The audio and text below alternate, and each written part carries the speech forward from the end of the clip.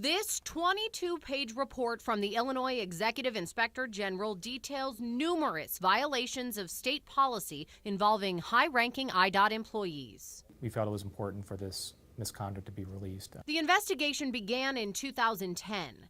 An anonymous complaint alleged Assistant Secretary David Phelps influenced the hiring for a summer 2009 jobs program at the Carbondale IDOT office by hinting to interviewers who he wanted. That goes against a state policy meant to keep political bias out of hiring, firing, or promotion decisions.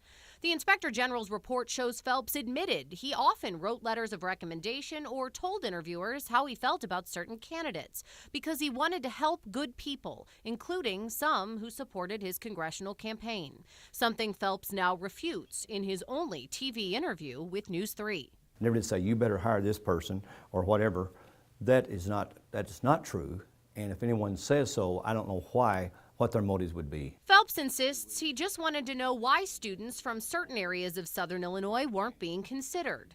But the Inspector General said Phelps impermissibly interfered with established hiring policy. Investigators found similar practices in hiring outside consulting firms. Witnesses testified Phelps demanded that employees advance local firms' rankings if he wasn't satisfied with their classification.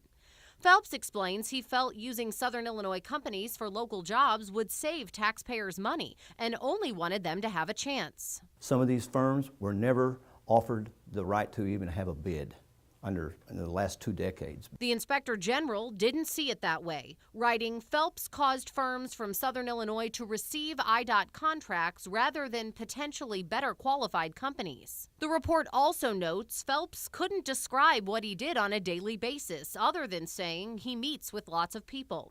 Investigators said it appeared his primary actions constituted misconduct and an abuse of his position. Phelps insists his work as assistant secretary was well documented, and his comment was used out of context. I can't refute that I did say that, but that wasn't all I said. The Inspector General's office stands by the report.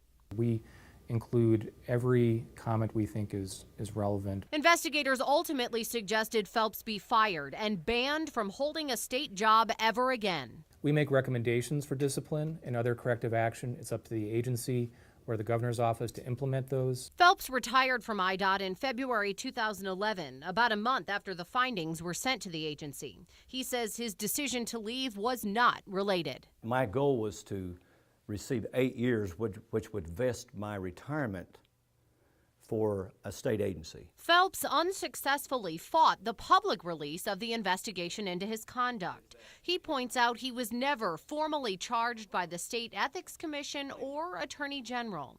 The commission printed the report anyway. It was in the public interest to know of this misconduct because it was part of this larger investigation. Phelps maintains his innocence and says he was only advocating for the people he loves. I tried to fight for Southern Illinois, and sometimes fight has a bad connotation, but it's a struggle.